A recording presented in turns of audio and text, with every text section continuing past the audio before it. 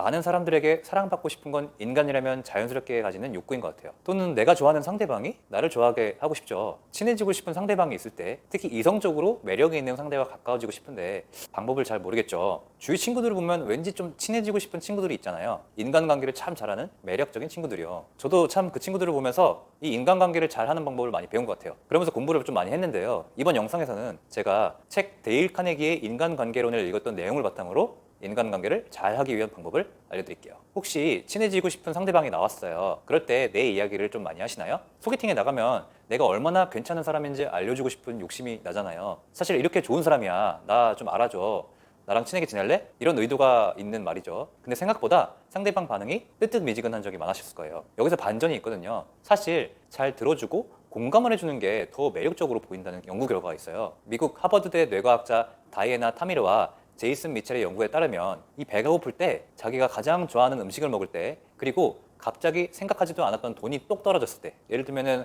생각지도 않았던 보너스를 두둑히 받았다든지, 그럴 때 이 뇌에서 활성화되는 부분이 자기 얘기를 신바람 나게 할 때 활성화되는 뇌 부위와 똑같다고 합니다. 그렇기 때문에 오히려 상대방이 자신의 얘기를 신바람 나게 할 수 있도록 분위기를 만들어주는 사람들한테 호감을 느끼게 되는 거죠. 내 얘기를 이렇게 잘 들어주다니, 진짜 말이 잘 통한다, 재밌다, 이렇게 도파민이 폭발을 하는 거죠. 즉, 나와 함께 있을 때 즐겁다고 상대방이 느낄 수 있는 거죠. 그렇다면 어떻게 상대방이 자신의 이야기를 편하게 할 수 있도록 분위기를 만들어줄 수 있을까요? 상대방의 얘기를 잘 들어주는 걸 상대방이 느껴야 되는 것이 포인트겠죠. 첫 번째로 공감과 리액션입니다. 진짜 중요해요.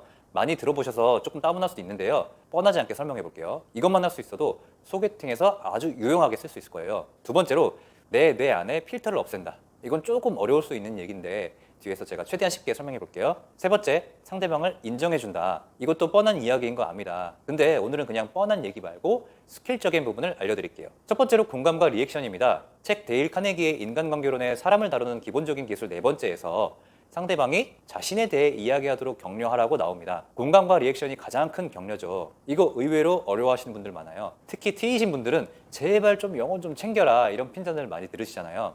공감?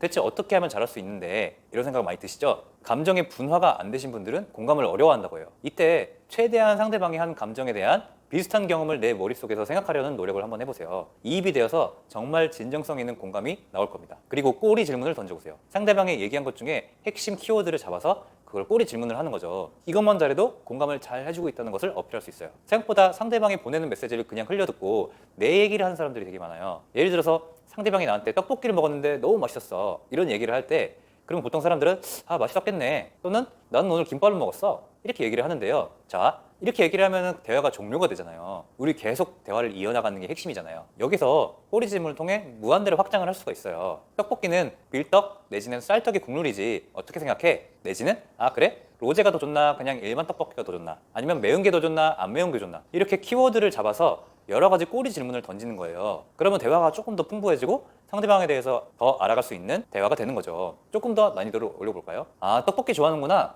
그럼 소울푸드가 떡볶이인 거야? 상대방의 소울푸드 키워드로 넓힐 수도 있어요. 그리고 인생 떡볶이집은 어디냐? 내가 떡볶이 고수인지 테스트를 해봐야겠다, 이렇게 장난을 칠 수도 있죠. 또는 내가 가는 떡볶이집이 있는데 바로 예약할게, 시간이 언제 돼? 이렇게 장난식으로 플러팅을 할 수도 있어요. 이렇게 상대방의 말에 대해서 키워드를 잡아서 확장시키는 게 중요합니다. 두 번째로, 내 뇌 안에 필터를 없애는 건데요. 이게 무슨 말이냐면, 우리는 살아가면서 나만의 생각과 고집, 그리고 나만의 고정관념과 신념이 계속 만들어지잖아요. 근데 이게 너무나 완고해지거나 확고하면 다른 사람들이 봤을 때 고지식해 보일 수도 있어요. 일명 꼰대라고 부르죠. 데일 카네기의 인간관계론에서 경청이라 면 들어주는 것이라고 말해요. 경청은 기울일 겸 들을 청이거든요. 상대방이 떡볶이를 좋아해, 이렇게 말했을 때 내가 필터가 있는 채의 대화는 떡볶이 너무 매워, 그리고 조미료가 너무 많이 들어가, 나는 별로야, 이렇게 얘기를 하는 것이고요. 필터가 없는 대화는 상대방이 떡볶이를 좋아한다는 사실을 내가 온전히 받아들이는 거예요. 이렇게 자신에게 흥미를 느끼게 하려면 먼저 남에 대한 흥미를 가져야 된다는 말입니다. 상대방이 대답하기 좋아하는 질문을 먼저 던져보세요. 그렇게 스스로에 대해 말하도록 상대방의 마음을 열어보시는 거예요. 아무리 내가 알고 있는 지식이 올바르고 맞는 말이라고 생각이 되어도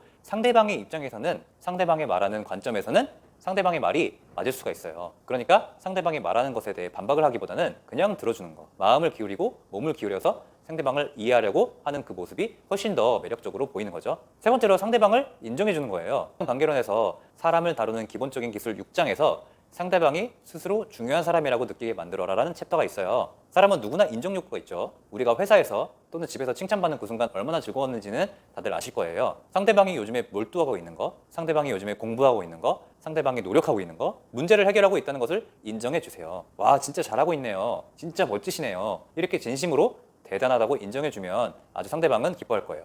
지금까지 상대가 나를 좋아하는 3가지 방법에 대해서 알아봤습니다. 나에게 초점을 맞추기보다는 상대방에 초점을 맞추고 진심으로 이야기를 들어주세요. 그리고 상대방을 인정해주는 말을 좀 해주세요.